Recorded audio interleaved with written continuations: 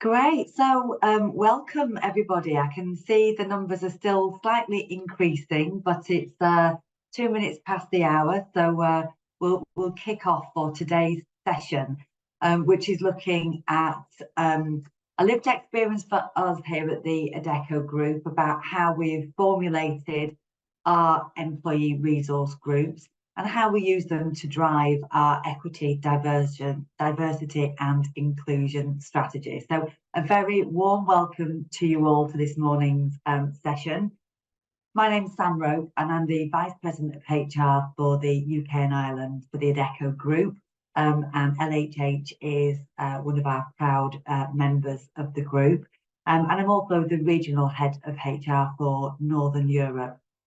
I'm very well supported today with Mida, and Mida is going to help facilitate the slides. We're also going to have some interactive polls, a little bit more about that in just a moment.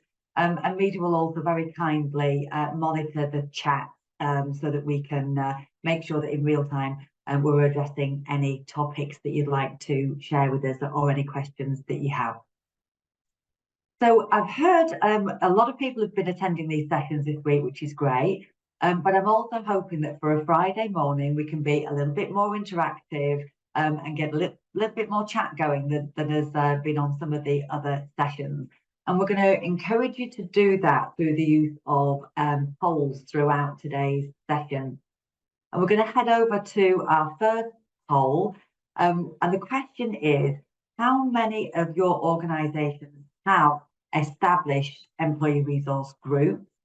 And then the second part of the question is, what's the focus of those employee resource groups? And that's multiple choice questions. So if you've got more than one, you can answer on more than one of the themes. So I can see you're actively participating. Thank you very much for that. I can see the poll's still moving as we speak, so I'll wait until we've got to a good number and then we'll close it. But we're up to about 50 out of 75 at the moment, so we'll keep it going.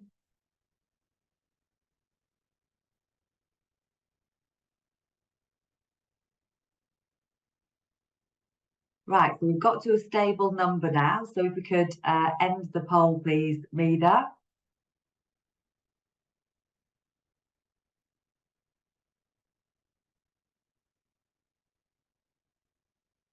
And if we can share the results, please, Mida, that'd be great.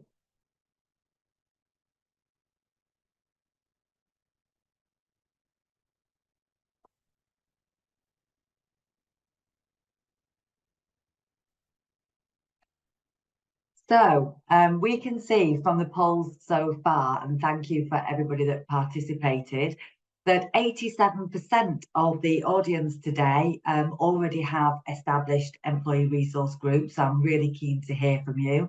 13% haven't. So hopefully some of the information that we share today will help you in your consideration for whether you wish to set them up.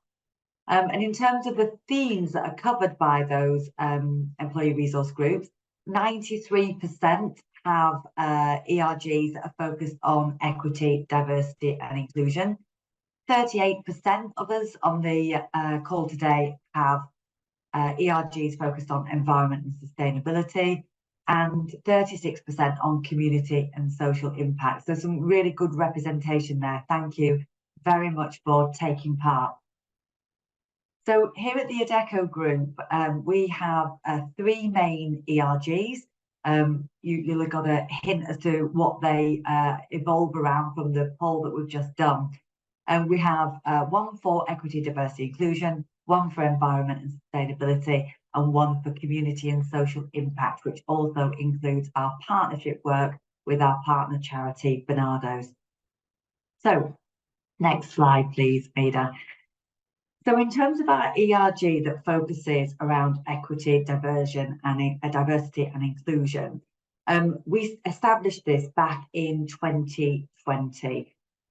So our 4 main ERGs, or forums as we call them, are focused on disability and mental health, We have one that looks at ethnicity, another that focuses on LGBTQ+, and the fourth is on gender. And each of these ERG groups are spearheaded by 2 forum leads.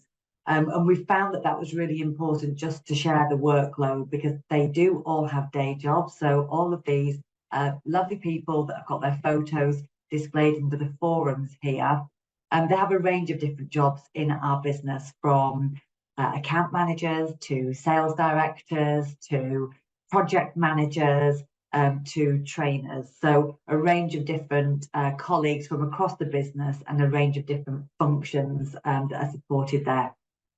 But within our wider committee, we also ensure that we have all of our global brands and business units represented, and you can see that in the green column there. Each of our brands and GBUs have slightly different challenges when it comes to representation and their workforces. So we try to ensure that we are laser focused on the specific needs of each of the business, whilst having a very broad strategic agenda for the organisation. And over on the far right-hand side there, you can see we've got a range of subject matter experts that support the forum and the committee at large, from data and design through to policy, governance, legislation. And over on the left-hand side, you can see that we have a small team. It's not just their only job. We all have additional responsibilities as well, but I'm the executive board sponsor for equity, diversity and inclusion, at the Adecco Group. Helen Tomlinson is our talent and inclusion lead, and Kelly is our equity and inclusion manager. So I think it's fair to say since 2020, we've learned many lessons in forming these employee resource groups. The first is being data-led and a need to understand the data and the metrics within our organisation. The second is to ensure that we have our EDI strategy aligned and embedded with our people strategy. And finally, the big lesson for us is to really be bold and take positive action when it's needed. And these are going to be 3 themes that will continue through the session today. So in terms of data-led, in the early days, we had some very good intentions, but also, unfortunately, some of our employee resource groups became rather exclusive and not inclusive. And one of the challenges with that is we had some very loud voices in the room, and rightly so, strong advocates and very passionate individuals. But we were very focused on the specific experiences of individual colleagues, as opposed to the systemic challenges that we were facing as a business. And actually, we needed to turn to data in order to help us understand that a lot more. So I'd like to engage you in a poll again now and ask you to share with us, how mature is your data capability within your organisation? So you can see that Mida has just opened up the poll again. So we've got 3 answers: limited, adequate and advanced. I'll let you interpret those as you wish. But yeah, how good are you at capturing and measuring the data associated with equity, diversity and inclusion?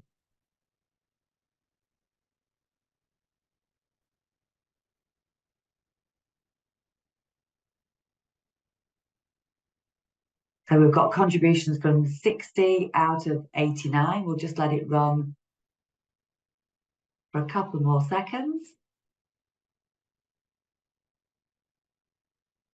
So as we've stabilised, I'll reveal the results, and we can see that 55% of you would evaluate your data capability as limited, 39 evaluate that as adequate, and 6% as advanced. So thank you very much for sharing that with us. So if we move on to the next slide, please, Mida. This isn't all of our data capability, but I wanted to hone in on just a few of the things that we measure here at the Adecco Group. We have an employee engagement tool called Peakon. Many of you may use that Workday product. But we've also extended that to include Peak on Include.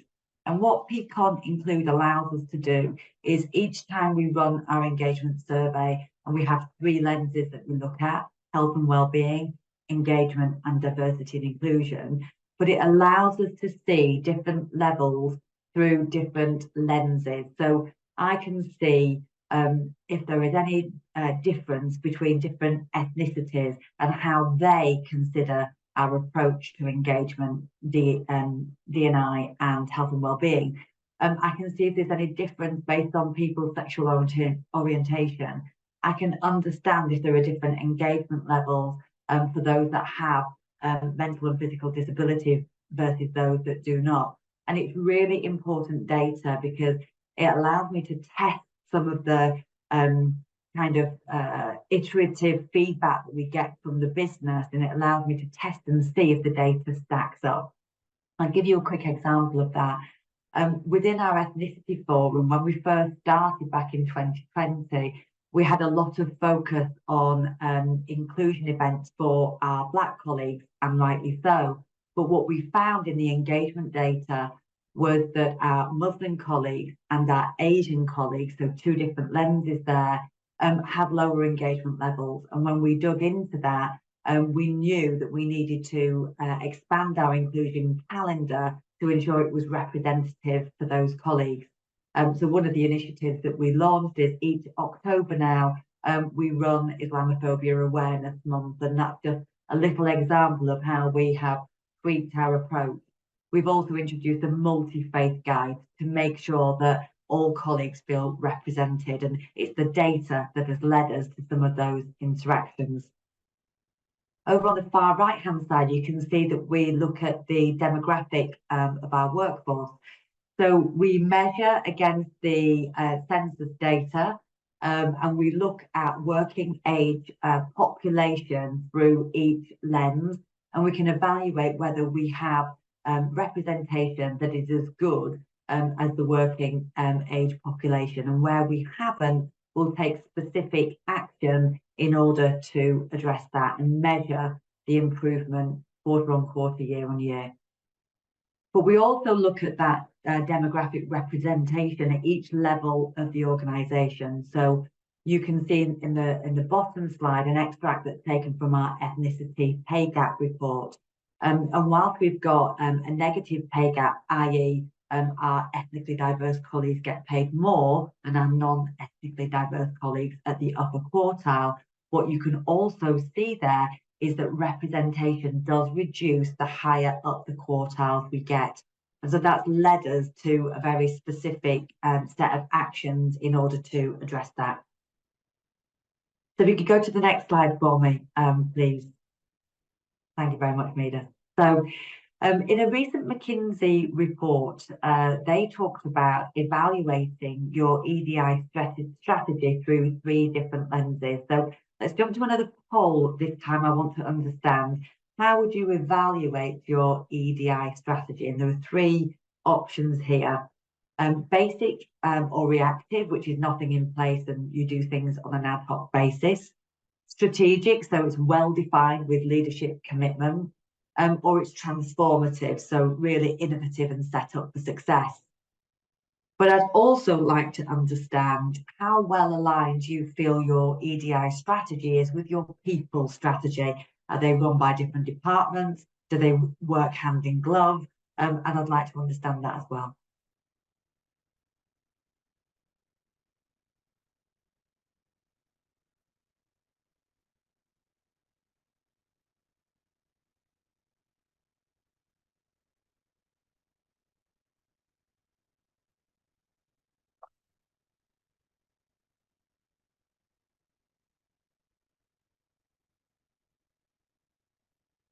So we've stabilised on the poll numbers again. Just as I said that, it started to move. Yeah, we've stabilised. So let's take a look at what we're saying. So 42% of those who joined the poll have said that you consider your EDI strategy to be basic or reactive. 51% says we evaluate it as strategic, so well defined with leadership commitment. and 7% as transformative. And in terms of alignment to the people strategy, 61% say it's aligned, and 39% say further room for improvement in terms of aligning the EDI strategy to the people strategy. So I can't see who had put forward their evaluation as transformative, and I'm not sure if anybody would want to join us and engage in a conversation and talk to us about what your EDI strategy looks like and why you consider it to be transformative. I'll open it up to the floor. Would anybody like to contribute?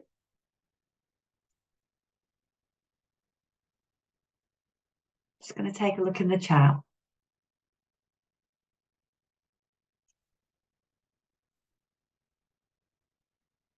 So I'm not hearing anybody come off mute and join us. So I'll move on. We'll maybe save that for the Q&A session towards the end. So if we move on to the strategy, what you can see here is an extract from our 2023 EDI strategy, and it's some of the specific interventions that we have taken along the 5 diversity pillars. I want to give you an example of how we've taken a data-led approach to align with some of these activities. So for us here at the Adecco Group, there is a real focus on ensuring that female leadership is maintained at our, what we call the global leader level, so our top 300 leaders. Here in the UK, we've got 63% of our workforce is female, 37% is male, but we still maintain 50-50 representation at our board level and our most senior levels within the organisation. So from a global perspective, they're aspiring for 50-50 representation, but we're already there. So we didn't just say, you know, great, job done, let's not take any action. We looked at another area and we started to run our data in terms of our ethnicity pay gap report. Now, the results of that show a very small gap from a pay perspective, which is good and right. However, what it did show is that representation at leadership and management levels did begin to reduce. So we took a specific set of actions in order to try and address that. The first is we measure ethnicity in our succession pipeline. We've always measured that for female leaders. So we always see what percentage of our leadership succession pipeline are male or female. But we've begun to evaluate that for our ethnically diverse colleagues as well, to make sure that we are talking about it and to make sure that we're taking action as well. To support that, in collaboration with LHH, we've successfully run Elevating Women in Leadership as a programme for a few years now. But we've also worked in collaboration with LHH to develop a new intervention called Elevating Diversity in Leadership and Management. And this, again, allows our colleagues who are ethnically diverse but absolutely committed to progression into leadership and management roles. It's a specific cohort to enable them to share their lived experiences, any challenges they may face, and to support one another through that leadership journey and that leadership progression. And then finally, we've also, each of the board members here in the UK and I have a talent advocate. So we match our ethnically diverse colleagues with somebody from the board, and they are there to really ensure talent advocacy and career development for people who are ethnically diverse, who wish to move into leadership and management roles. So just 3 examples of how we've tried to really address a root cause and really make sure that we make a change for our colleagues here in the UK and Ireland. You can move on to the next slide for me, please, Nida. So in addition to the structural and the leadership inclusion activities that I've just talked about, we also have a range of engagement events that we host on a weekly and monthly basis. We have an annual EDI calendar, and I'll be taking the 23rd of November this year is our annual planning day. where all of the committee will come together. We'll look at what our successes were from last year, what our priorities are for next year, and importantly, look at the data and what the data is telling us to focus on. But out of that strategy day, we'll also then look at what our engagement calendar looks like for ED&I throughout 2024. So we host weekly inclusion brunches, and the theme is different each month. We have a really balanced EDI calendar that ensures that each of the employee resource groups get a focus 3 times a year. So that there's 4 of them, and there are 12 months, so they each get 3 full months a year. Everybody gets a slot on the weekly inclusion brunches, so they rotate each week. But also we have deep dives into monthly inclusion events. So in October, we had Black History Month. In November, we had Islamophobia Awareness Month. In July, we have Pride, etc. We also have a range of other more nuanced interventions. So we have inclusion networks. So one of those is called Menno Mates. And Menno Mates is specifically set up to help colleagues who are experiencing menopause symptoms that might be impacting them at work. So it's a very specific intervention for our colleagues. We also have allyship programs, and that's primarily for people that want to understand more. And we have mentoring programs that are facilitated through our colleague volunteering platform called the Karma Hub. And to support all of that, we also have a series of assets that we support our forums with. So that could be Teams backgrounds when we're celebrating a specific month. It could be social media posts. It could be presentations that they're using when hosting their forum meetings. And we think it's really important that we recognise the discretionary effort that all of our colleagues give us when it comes to any of our employee resource groups. So we have a programme called the Change Makers, and this provides non-monetary reward. It could be through additional investment in training and development, for example, to anybody that gives their time to any of our employee resource groups. So another way of giving back and saying thank you to those people that are supporting our efforts. So if we move on to the next slide, please, Nida. What's really important for me, for the leadership team, and for the committee as a whole is that we can really measure the impact of what we do. So as we would in any commercial business sense, if we're investing time, money and resources into an activity, we always try and understand where we are at the start of the programme, what it is that we're looking to achieve in terms of measurable outcomes at the end of the programme, and find data to support that journey. So before we go on to my final slide, I'd like to invite you to take part in the last poll of today, and that is, are you or are your organisations able to quantify and measure the impact of your EDI strategy?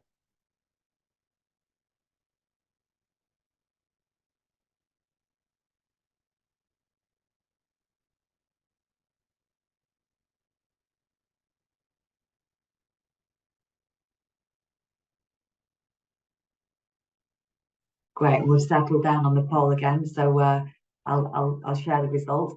So 72% of our attendees today said that they didn't feel that they were confident in being able to quantify and measure the impact of the strategy, whereas 28% said they could. So again, in the Q&A session a little bit later on, I might invite some of you who have taken part in that poll to share some of that success with us and share some of those stories and experiences. So if you can go on to the next, the final slide for me, please, Mida. This is just some of the examples of how we can measure the impact that we're having for the Adecco Group here in the UK&I. We've got our Peak on Include evaluation. You can see that we score 9 overall for the UK&I, which is much higher than the global Adecco Group average.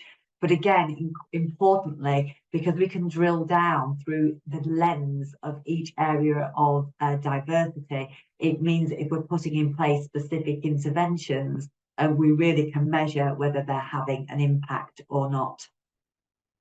You can also see that we've had a 68% increase in our D&I data since we started using Peakon Include. And that's not an accident. We've been really, really focused and intentional when it comes to articulating to our colleagues why we capture D&I data and how we use it to drive positive action. It's not to be used for the wrong reasons, but genuinely to be used to drive positive change. You can also see, you know, some of the demographics that I talked about earlier in terms of our representation, and a real focus for us next year will be on disability and mental health. We had a 60% increase in people revealing that they have disability and mental health challenges in our last Peakon survey. And that's because of the campaign that we did before that to say we can't put interventions in place without understanding what challenges there are. But we also recognise that our representation in the UK&I for colleagues with a disability is low in comparison to the working population statistics. So there'll be a big drive and a big focus for us next year in supporting that. And we're working with RIDI, an organisation to help support us with that as well. So I hope that was helpful. We're going to move on to the final slide now, which is our Q&A. Mida, if you can take the slide down, I'm hoping that we'll be able to see some of the audience in the room. I'll invite the floor open for Q&A. So Mida, I can see we've got a couple of questions and we've got some commentary in the chat. If you could support me by helping me out. Of course. The first question from the Q&A is, would be interested in advice on capturing data for global businesses as local law seems to prevent us from doing so in some countries. Yeah, that's a great question. Absolutely. And a challenge that we really struggle with as a global organisation as well. What the avenue that we chose to take is that in our global systems, we use SuccessFactors, in our global HRIS system, we do ask questions, but the questions that we ask are really limited. And that's because we recognise that the statutory landscape and the maturity of countries across the globe is very, very different. So it does mean that we have to be quite thin in the data set that we ask globally. However, that means that we use Peakon Include locally to really ensure that the full range of protected characteristics are understood for us here in the UK and Ireland. So we align to a thin global parameter, but we use the local tool to really make sure that we can drill down because we've got a much more mature approach to ED&I in the UK in comparison to some of our global counterparts. So hopefully that's helpful in answering that question. Mida. We've got someone in the chat asking what is Peakon. What is Peakon? Yeah. Sinead has said that it is the ADECA Group Engagement Survey, but invited you to qualify this better. Yeah, absolutely, no problem. So most organisations have online engagement tools, and Peakon is just a brand name for the one that we happen to use. It's a tool that's supported by, I think it's in the Workday family. And there's two elements to it. There's the standard employee engagement offer, which does look at engagement, D&I, and health and wellbeing. But we also extend that to the Peakon Include. And what it means is that each time somebody takes the engagement survey, which we run in the ADECA Group twice a year, they answer some qualifying data based on equality, diversity and inclusion representation. So we will ask them about religion, ethnicity, gender, sexual orientation, and we've also extended that now for social mobility. So we're able to tag the way in which people answer based on their representation and their diversity. We're not allowed to see that. It's only at a cumulative level. but that's what gives us the richness of the data, and how we can understand how our approach and strategy is impacting different people. Hopefully that answers your question. I suppose that relates how to approach employees to share this level of information. For example, sexual orientation and disability. We have found employees are cautious about sharing ethnicity data as they are concerned about confidentiality. Yeah, I absolutely agree. So first of all, we always reiterate the level of confidentiality that surrounds the data capture without a shadow of a doubt. But what we also do is get many of our colleagues who are part of our employee resource groups to talk about their experience. So we do blogs and podcasts, and these are from colleagues that have experienced positive change within our organisation, and then they become advocates for releasing data to us to enable us to have that data-led approach in the actions that we take. So and it is just about trust and confidence. I think, you know, the level of honesty and openness that we see as a result of some of the engagement activities that we've got, we've earned that trust over time, and we've earned that trust by demonstrating demonstrable actions to address some of the challenges that we've got. So you know, we didn't get the level of disclosure as high as it is now in the early days. But it improves year over year, quarter over quarter. So we're very proud of that. Thank you. How do you measure ethnicity in the UK, whereby data collection on this is voluntary? Yeah, it's voluntary for us as well. It's just about, as I said, those campaigns to try and encourage people to exercise that discretion in providing the data to us. Our completion rate is over 90% for our colleagues, but again, you know, it didn't start there. We've over time, as a result of building that trust, we've got more data, more people, more colleagues that are willing to share their data. Thank you. Do you at Adecco collaborate with other ERGs from other companies? Would love to connect and extend our ERG network at Xerox more widely. Yeah, that's a great question. Yes, we do. But one of the focuses for next year, actually, as we begin, we wanted to make sure that we'd got our own shop in order before we started to go externally. And I think we're very comfortable with that now. But one of the challenges that I'll be setting on the 23rd is to each of our forum leads to not just facilitate activities internally, but to start to reach out to external organisations to share best practice, but also receive best practice from other organisations as well. So we'll make sure we capture that in the Q&A, and I'll reach out to you afterwards. But absolutely, I think, you know, guest visitors and that ability to be able to share some of those successes across organisations, that would be fabulous, because we do see that the impact of the work that we do isn't just about how it can support our colleagues, but also how it can support our wider communities as well. Thank you. Should HR teams be members of ERG, EDI groups, or should they support them from outside the groups? That's a good question. That's a really good question. I can't see who asked it, but it's a great question. I suppose this is about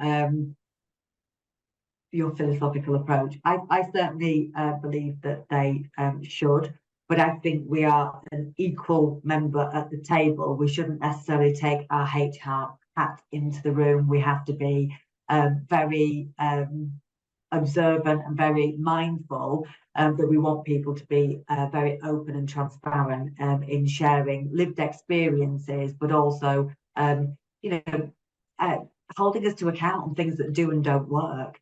I'm very fortunate. I work in an organisation where my colleagues are very, very happy to tell me when we've got it right and when we've got it wrong. So for me, I don't think it creates an issue for and many of my most of my team are in a forum of some description. So personally, I don't think it's a challenge, but I think you have to be very mindful of your position when you go into the room. Thank And you. I have a very diverse HR group, very diverse group of HR colleagues who also want to benefit and engage in the activities. So I wouldn't stop them from doing that. That wouldn't be inclusive. Thank you. Got a couple more questions on data collection. Do you use the engagement tool once per year or more frequently to see the impact more on an ongoing basis? Yeah, great question. We used to do it 3 times a year. We now do it twice a year. And twice a year gives me enough regularity to be able to check whether the interventions that we're running are having an impact, because it doesn't happen overnight. You do have to give it some time. So we do it twice a year. And for me, I find that sufficient. Thank you. This is 2 questions. Are you basing your survey questions and/or strategy off specific KPIs or more anecdotal responses from your organisation? And if you do use specific KPIs to measure the success of your strategy, which ones have you found to be the most effective and insightful? Yeah, great. So first, it is about representation, but representation at each level of the organisation, but also representation within each of our brands and GBUs. The demographic of our workforce changes really, it's quite starkly different in some of our business units. I'll give you an example. In our Adecco brand, we have a much higher proportion of female employees. In Akkodis, it's much more predominantly male. So we have a different strategy in terms of gender attraction for those 2 brands, because they've got different challenges and different needs, and they come from a different starting point. So representation and demographic is really important. But we also use the data. I'll give you a quick example. So when we did our ethnicity pay gap report, we did identify a small gap at the lower levels and an inverted gap. So where ethnically diverse colleagues are paid more than their non-ethnically diverse counterparts at the most senior level. But when we really drilled into the data through Peak on Include, we can also look at whether gender and ethnicity has a double impact, and it does. So for my Black female colleagues, if I look at how they score on reward and attitudes towards reward, it's much lower, but there's hardly any difference between white male colleagues and ethnically diverse male colleagues when it comes to their perceptions on reward. So just being able to have that level of granularity in the data really allows you to test some of the thinking. And the way in which we approach it is we approach it through hypotheses. So we'll say we've got a hypothesis. Our hypothesis is that this is happening. And then what we will do is go into all of the data sets that we've got to test that hypothesis. So hopefully that answers that question. Thank you, Sam.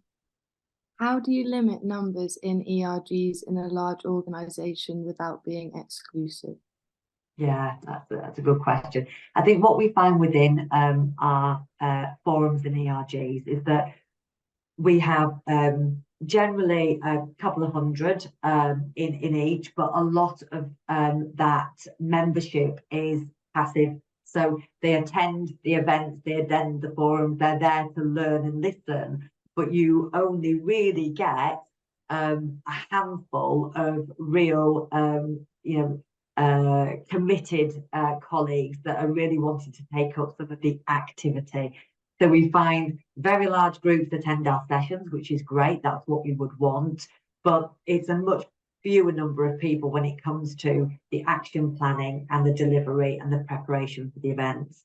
So yeah, I can't say I've had to turn anybody away from helping just yet, but maybe that would be a measure of success for the future. Thank you. Do you measure mental health in these roles too? Yes, we do. Yeah, so we look at both physical and mental health when we are considering disability and mental health as a whole. But we put the 2 together because so often there is interconnection with that. which is actually a point that I haven't talked about so far. So another key theme for us this year has been intersectionality. So it's been about ensuring that our ERGs work together to identify areas where they can co-collaborate. So we had a specific intervention where we were looking at South Asian colleagues, female, and the menopause, because there are some, particular stigmas for that particular community. So the gender forum and the ethnicity forum work together in order to have a session on that. So intersectionality as well is something that's really important to us in driving that conversation. And it's kind of the evolution of our maturity in terms of how we look at ED&I. Thank you. How would you engage non-connected shop floor manufacturing staff in engagement surveys? Yeah, and we have colleagues in our organisation that are deployed on client sites that are exactly in that situation. We reach out and we walk the floor. So we do still have an opportunity to engage with colleagues that may not be sat at a desk, sat at a computer, able to take part in our surveys. So we do have iPads at the end of production lines or in warehouses where they can still engage with the activity. And we make a lot of our resources and a lot of our communication. We also still do in printed form and deliver on site for some of our clients because they don't necessarily have ready access to technology. So it is more difficult, but there are ways to overcome it. We had a great example of it actually at one of our factories where we have staff, colleagues based there, and we had a particular challenge with headscarves for our Muslim colleagues. And we actually worked with them to design a new headscarf that was compliant with the health and safety environment within which they worked. And then the second evolution of that conversation was we changed the opening hours of the restaurant on site for when they were fasting for Ramadan.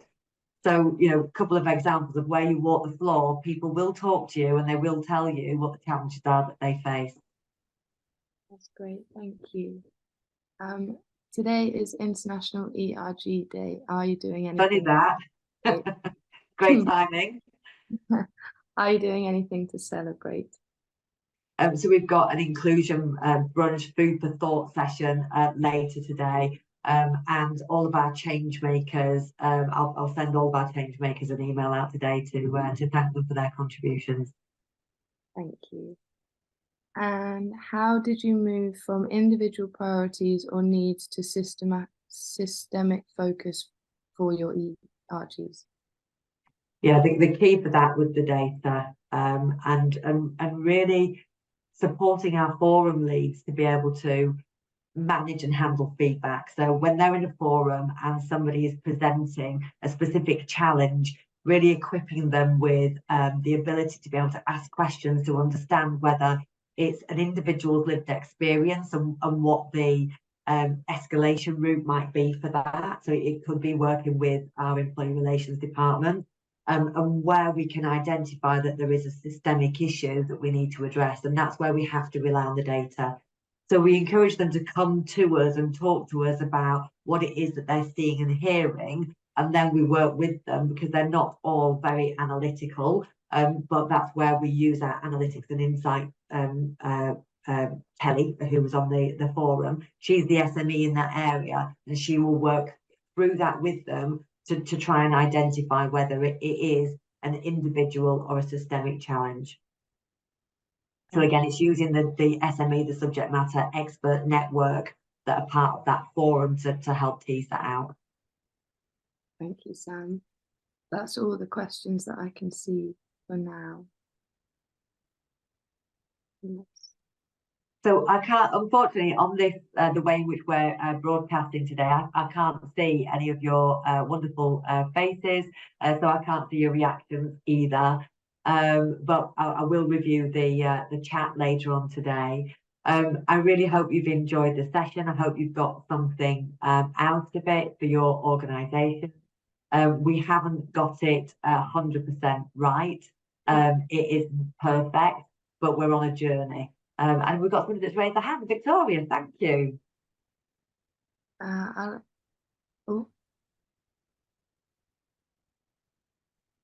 If you raise your hand and wanted to speak, I can allow you to talk if you raise your hand again.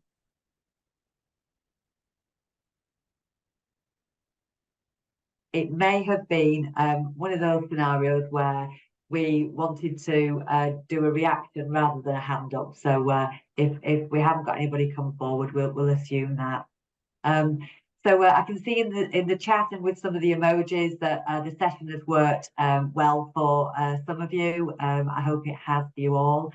I really thank you for taking part in the sessions today. I think the more we can share as peers and as a network, the more we can share in terms of the way in which we've approached it. Hopefully, it will give us all some ideas on how to take this very important agenda forward. So thank you all very much. Mida, very, very much heartfelt thank you for helping me with the technology today. And yeah, congratulations on International ERG Day, everybody. I hope you have a great rest of your Friday and a fabulous weekend. Thanks so much for joining us.